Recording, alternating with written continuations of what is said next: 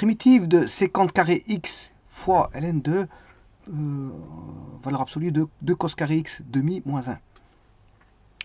Alors on va d'abord voir le domaine.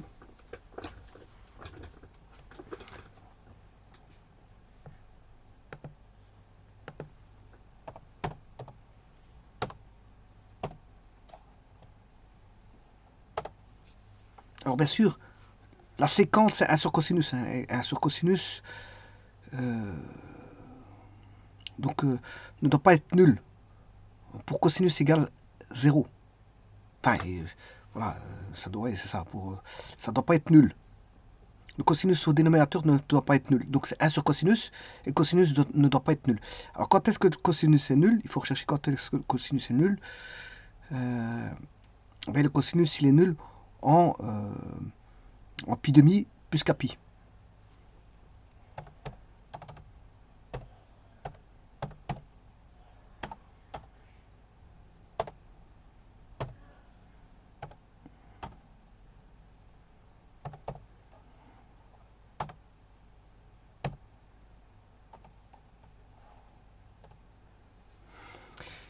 Et ainsi de suite. Bon, pour le restant, 2 cos carré x moins 1,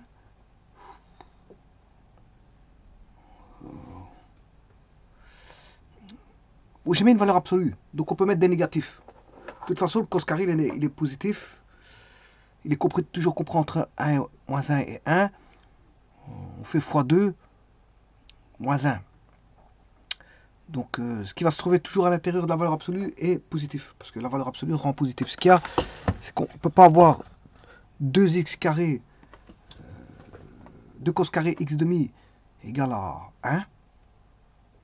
C'est-à-dire, cos carré x demi ne peut pas être égal à 1 demi. Et ça, c'est vrai pour pi demi. Aussi, pour pi demi plus k pi.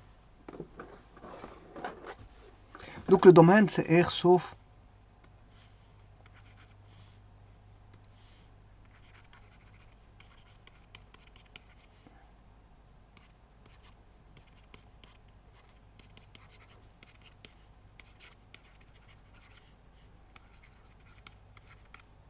on va tracer cette fonction.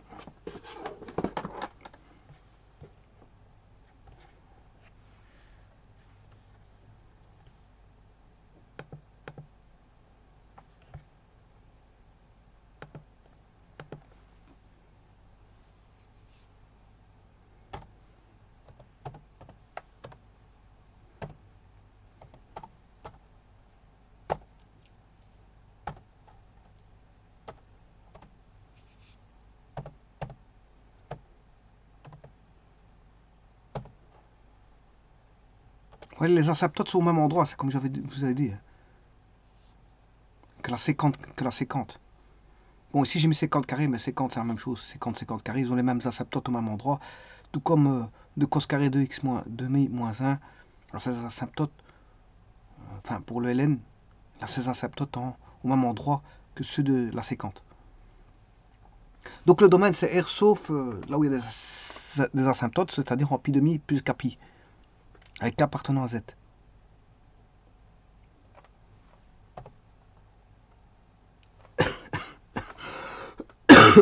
Je vais faire f fois h. Et fois h, c'est ce qui est demandé à primitiver.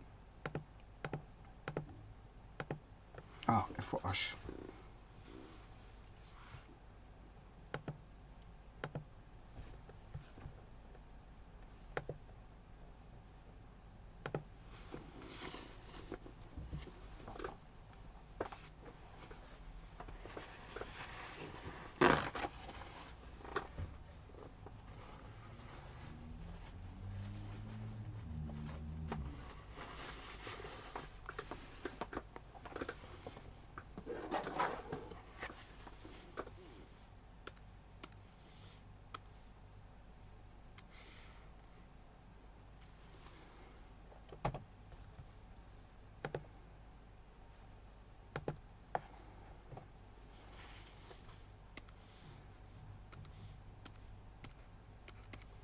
Alors, la séquence carrée, enfin, le 2 cos carré x moins 1,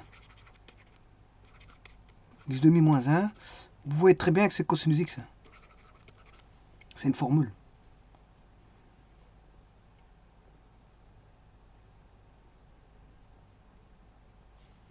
Le cosinus, il vaut 2 cos carré x moins 1. Et je peux l'exprimer sous forme du sinus 1 moins 2 sin carré x demi. C'est aussi le cosinus. Donc je peux l'exprimer soit en cosinus ou en sinus, mais de l'arc moitié. Donc ça c'est l'arc, et là on a l'arc moitié. Là on a l'arc, là on a l'arc moitié. Il y en a un, c'est plus 2, là c'est moins 2. Ici c'est moins 1, ici c'est plus 1, ils sont opposés.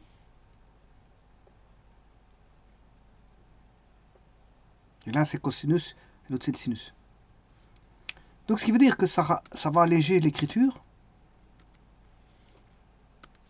On aura la primitive de sécante carré x ln de cosinus x.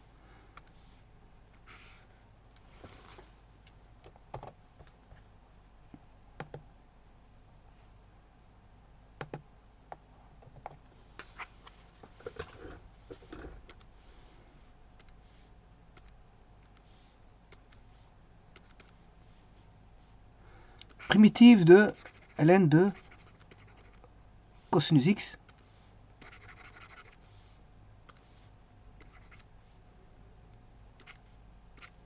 Sécante carré, c'est cos carré x. Alors bien sûr, j'ai oublié mon dx, à mon avis, partout. Oui, il me semblait que j'ai oublié un dx.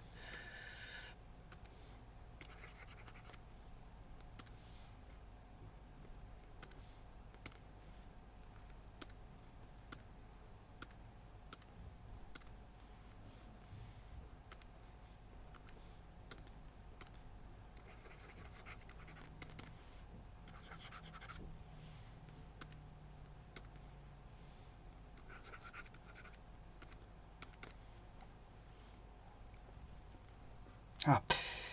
Et donc là, moi, je peux faire une primitive par partie. On a u égale à ln de cosinus x, différentiel de u. Mais je rappelle que ln de f dérivé, c'est f' sur f. Hein. Donc celui-ci, vous le recopiez. Et l'autre, c'est la dérivée de l'intérieur de l'argument. Donc, c'est-à-dire, dans ce cas-ci, il suffit de recopier le cosinus x. Vous recopiez le cosinus x et vous dérivez le cosinus x. Dérivé de cos et moins sin. Et donc là, qu'est-ce que vous avez? C'est égal à moins tangente x. Dx, bien sûr. Hein. Et alors, le dv, ben, vous prenez l'autre qui est la sécante carrée. Et donc, la primitive de la sécante carrée, c'est la tangente. Bon, vous devez connaître par cœur ça. Bon, je ne redémonte plus. Je le faisais avant, je démontrais. Mais maintenant, j'applique les formules telles quelles. Parce qu'arrivé à un certain niveau, on n'a plus à démontrer toutes les formules. Vous le faites quand vous commencez, mais après, sécante carrée, c'est tangente hein, en primitif. Il n'y a rien à chercher. Des bons, on cherche et puis après, on connaît par cœur. Alors, on va dire ça comme ça. Vous devez maîtriser les formules à un moment donné. Alors, on va faire U fois V.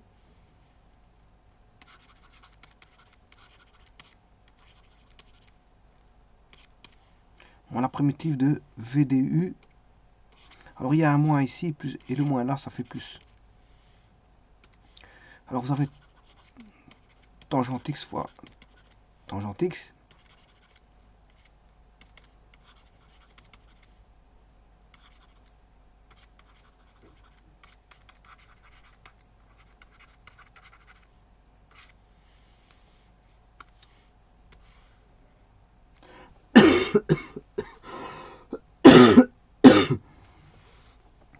Alors, je vais vous dire quelque chose. Ici, quand vous avez la sécante, pas loin il y a la tangente, et quand il y a la tangente, pas loin il y a la sécante. Je vous le dis. Donc la primitive de la... Vous avez bien vu que la primitive de la sécante carrée, la primitive de la sécante carrée, Ben, c'est une tangente, hein. C'est une tangente. C'est une tangente. Et maintenant, la primitive de la tangente, ben, on va revenir en séquente, hein, ça vous le savez très bien. Donc on aura tangente x ln de cosinus x plus, alors je rappelle que 1 plus tangente carré x, c'est la séquente carrée, c'est-à-dire c'est 1 sur cos carré. Donc ce qui veut dire que la tangente carrée, qu'est-ce que c'est? C'est la séquente carrée x moins 1. Donc ici, il suffit de primitiver séquente carré x moins 1 dx, ce qui fait tangente x ln2 cosinus x plus la primitive de la séquente carré x dx moins la primitive de dx. Alors, primitive de séquente, je viens de le voir. Je viens de vous le dire. Ah, primitive de séquente carré, c'est tangente x. C'est tangente x. Donc, tangente x ln de cosinus x plus tangente x moins primitive de dx c'est x. À une constante près, et c'est ça la primitive. Alors, je peux mettre...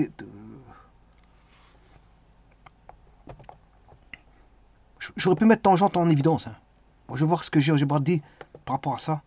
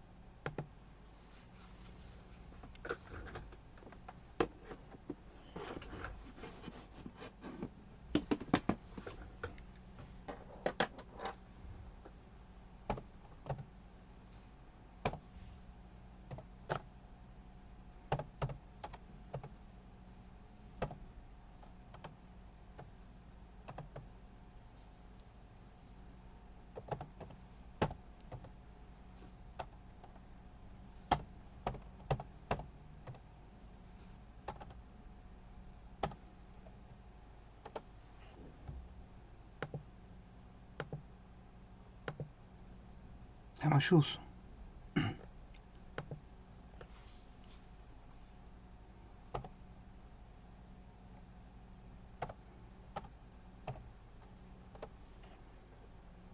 C'est la même chose.